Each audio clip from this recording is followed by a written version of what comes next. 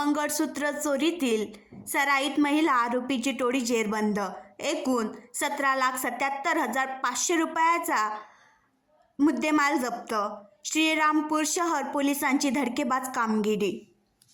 दिनांक 22 नोव्हेंबर 2023 रोजी सकाळी 10:30 वाजताच्या सुमारास फिर्यादी धनश्री हंबीरराव सरनोबत वय 42 वर्ष, धंदा नोकरी, प्रोफेसर, राहणार महात्मा फुले कृषी विद्यापीठ राहुरी या खोखर येथे राहत असलेल्या त्यांच्या मैत्रिणीस भेटण्यासाठी राहुरी येथून खोखर तालुका श्रीरामपूर या ठिकाणी आल्या होत्या।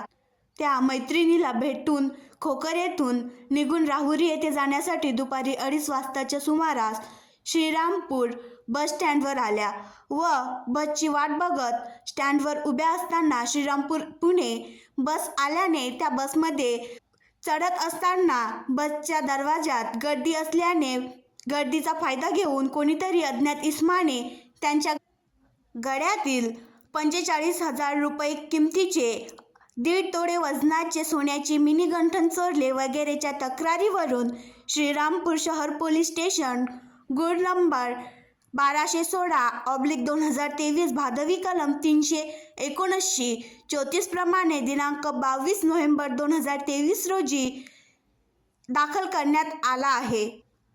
अटक कालावधीत आरोपीजवळ श्रीरामपूर एसटी बस स्टँड तसेच इतर ठिकाणी गर्दीचा फायदा घेऊन महिलेच्या गळ्यातील सोन्याचे दागिने चोरलेल्या मुद्देमालाबाबत सखोल तपास केला असता त्यांनी श्रीरामपूर शहर पोलीस स्टेशन तसेच शेवगाव पोलीस स्टेशनला गुन्ह्याची कबुली दिल्याने त्यांच्याकडून गुन्ह्यातील मुद्देमाल जप्त करण्यात आला असून गुन्हे उघड करण्यात आले आहेत।